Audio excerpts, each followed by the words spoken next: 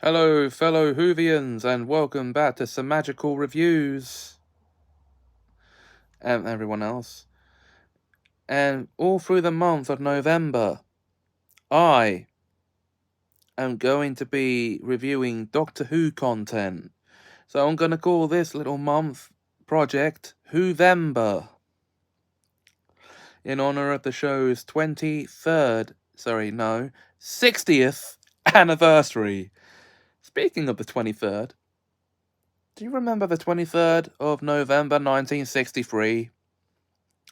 That significant date in the history of the show before it even begun? Why is that date so important? I'll tell you. This was the day that the very first episode of Doctor Who was broadcast on BBC One at 5:40 p.m.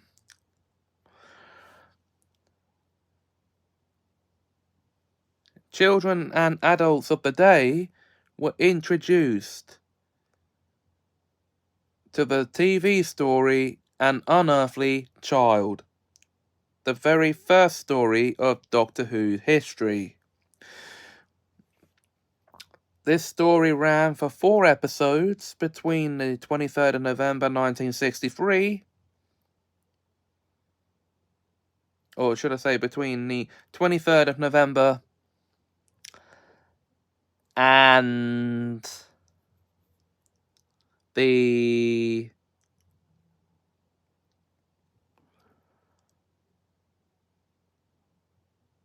14th of December 1963. And it tells us the story. Okay, well, what's it about?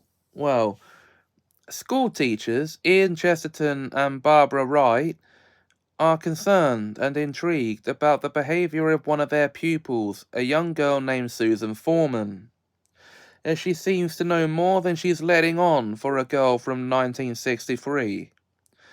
And their curiosity about Susan's home life leads to them following her home. Home, to Susan, is a junkyard. And in the junkyard stands a police box, or what looks like a police box. It has a rumbling, like a humming noise coming from deep within it. And this is where they walk into an eccentric old man.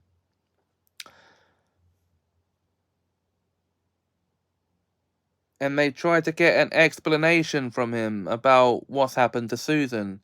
Then they hear her voice coming from inside the police box. So they barge in to find themselves inside a large circular room. It is then that Susan and the Doctor, as he calls himself,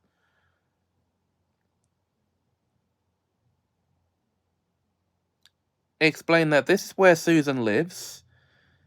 It's called the TARDIS, a name that Susan got from its initials, time and relative dimension in space, and the Doctor is her grandfather. And then they explain to the teachers that this police box is a spaceship and also a time machine.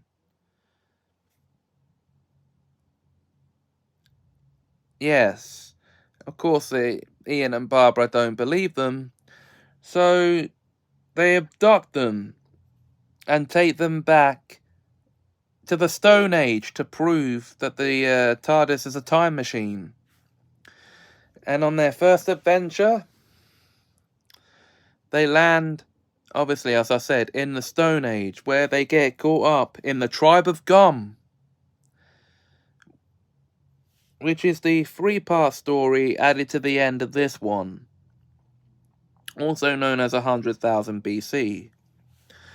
And they get caught up in this tribe's inner lives, trying to figure out who murdered a member of the tribe, and showing them how to make fire.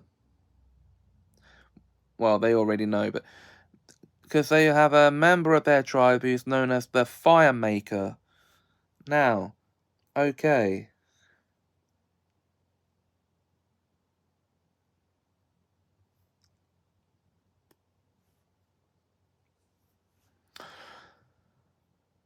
So, that's the basic story of an Unearthly Child / 100,000 BC.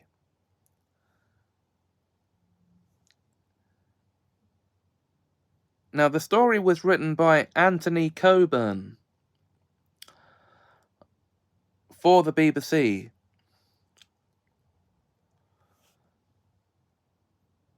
And, well, we'll get into that later down the line.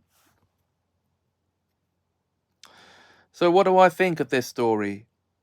I thought it was a good way to introduce the world of Doctor Who, the TARDIS, the Doctor, played expertly by William Hartnell, Susan, played by Carol Ann Ford, Barbara, played by Jacqueline Hill, and Ian, played by William Russell. These are our main characters.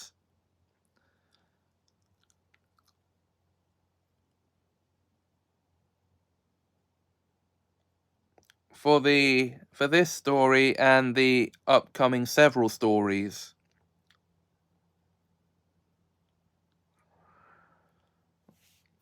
So, what are your opinions of An Unearthly Child? Let me know in the comments below. For the next Who-vember review, I'm going to be, well, reviewing... You would think the next natural thing to do would be to review the Daleks, right? No, I'm not going to be doing that. No, subvert your expectations. One story per Doctor. So next, I'm going to review the second Doctor story, The Power of the Daleks. Patrick Troughton's first story as the Doctor. Until then,